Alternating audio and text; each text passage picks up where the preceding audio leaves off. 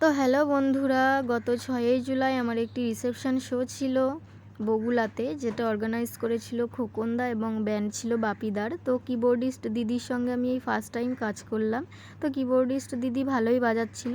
তো শোনা হওয়ার পর যেহেতু আমার এটি প্রথম অনুষ্ঠান ছিল, তো এই জন্য একটু নার্ভাস লাগছিল, কিন্তু খোকনদা বলেছিল যে তুমি তো আগেও প্রোগ্রাম করেছো, তুমি ঠিক পারবে।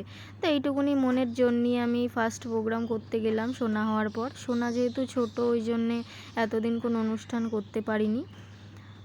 তো তোমরা হয়তো জানো না, আমি পেশাগত একজন শিল্পী। তো সাউন্ড সিস্টেম খুব ভালো হচ্ছিল, ব্যান্ডও ভালো বাজিয়েছে। তো গোটা 7-8 গান আমি করে নিয়েছি। তো রিসেপশন অনুষ্ঠান যেহেতু লজে ছিল, তো লজে এখানে সেলফি স্ট্যান্ড করেছিল, সেখানে আমি দুটো সেলফি তুলে নিলাম। তো এই ছবিটি তোমার দাদাভাই তুলে দিয়েছে, আর এই যে আমরা দুজনে একটু সেলফি তুলছিলাম। আর ওপরে খাবার অনেক স্টল করেছিল, তো এখান থেকে তোমার দাদাভাই ফিশ ফিঙ্গার খাচ্ছিল আর আমি খাচ্ছিলাম মোমো। তো এরপরে এই দেখো পনির টিক্কা ছিল, আর এই যে মোমো আমি 7-8 তো খেয়েইছি। এরপরে ফুচকা, কফি আরও অনেক স্টল ছিল, তো ওগুলো খাইনি। আর এই যে ছিল মকটেল আমি যেহেতু খাই না, এই জন্য নিইনি। তো এরপরে গ্রিন রুমে গিয়ে আমি যাদবদার সঙ্গে নিয়ে নিলাম একটি ছোট্ট সেলফি। তো এরপরে আরও কিছু ছবি তুলেছিলাম আমরা। তো গান বাজনার মধ্যে অনেক দিন পরেই যুক্ত হলাম।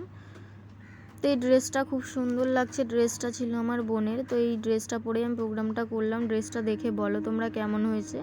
তো এরপরে খাবারের মেনু কার্ডের ছবি দিয়েছে, এই দেখো খাবারের মেনুর মধ্যে অনেক কিছুই ছিল।